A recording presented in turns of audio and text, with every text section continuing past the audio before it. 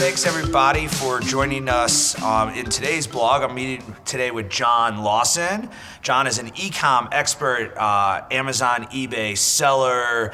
How long you been doing e-commerce? 2001. Yeah, so you were in real early, back in heavy eBay back then, right? Absolutely. I mean, it's called almost Flintstonian, right?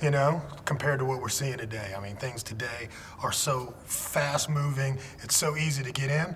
At the time when we were trying to get in, eBay was really the only way to get in without spending a whole pockets full of dough. Yeah, and you talk a lot about e-commerce and building up the conversation about your brand so that people are talking about your product, not talking about you necessarily. What's the importance of kind of the bigger brand conversation about you as you're trying to grow beyond Amazon and into a full-fledged e-commerce? Well, I think the big thing about a brand is that a brand is always what people are saying about you or your product when you're not in the room. That's your brand. It's not just you saying it's a brand, because that's one of the misnomers I hate about private label. Right. People think they're building a brand, but the brand is going to be what people actually say about that product when they open the box, when they get the delivery, and when they use your product. That's the building of the brand. And of course, if they have issues, then they're going to have to deal with those kind of issues and how you handle them as customers. So I think that's really why it's important. So when people are saying, hey, the product A versus product B, both products are the same, but the branding is going to be the experience I had with product B that really made me stick and stay. Right, so that's like if they have a problem and they communicate and they reach out to you and you come back to them with an answer, you're building your brand by making the overall experience better. Absolutely, man. Or educating them. That's another way you can build a brand. Like you're doing right now. You're educating people on e-commerce in general. So that becomes part of the Seller Labs brand. Right? Because it's like we care not just about making sure that you're one of our customers, but we want to help bring those customers understanding of the entire realm of e-commerce up to a new level. So speaking of e-commerce, there might be one person who goes to more trade shows than I do, and it might be you. Okay? Maybe. So what kind of trends are you seeing in 2016 in e-commerce in general? It's kind of funny because if I went back 2 years ago, the trend was totally social media, right? Yep. Then you go back last year, the trend was mobile. So this year, I'm finding what's kind of interesting is that customer engagement is coming in. So now we're seeing CRM come into the e-commerce space, and they're blending together, and that's kind of exciting to me.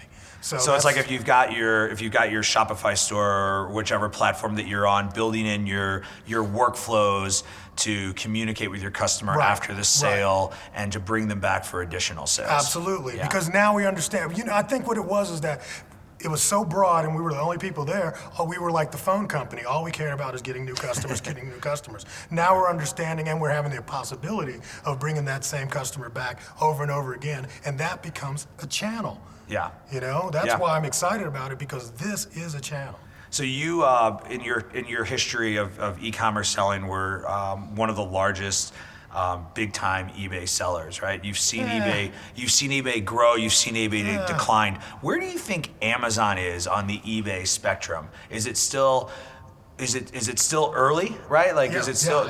There's some people who say, "Oh, it's way too late. You haven't gotten in the game." Is it still early, or? Amazon is just about to change their own diapers. I mean, literally, that's how early they are in the game. And I think those of you that are not on Amazon, it's a great time to get on. Get on Amazon if you can, right? But for those of you that are not, or that have been on Amazon and are feeling some of the pains, some of the people are talking about, well, Amazon's getting tighter with their restrictions, people are getting shut down. There's a reason for that. Because if you remember back in the day with eBay, they went through the same kind of growth spurt where everybody was coming on the platform, and all of a sudden you got to tighten in the reins because you got more people in there, and people are crazy. Yep. You know, and so sometimes there are people getting caught. You know, whales are getting caught in a tuna net. Yep. And that's what you're going through right now because Amazon really in the third-party platform is starting to mature. Yeah, and we've seen that I think a lot with all parts of e-commerce, right? So we Right. saw that with search engines. Yes. We saw Yes. that with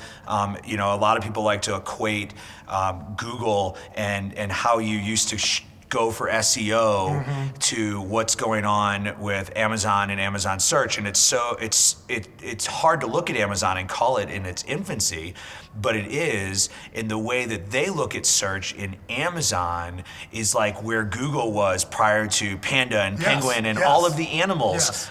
that they needed to release to fix search to make it a better learned system. Yes, and that's you hit the nail on the head. Amazon is totally in that space right now, and you have to look.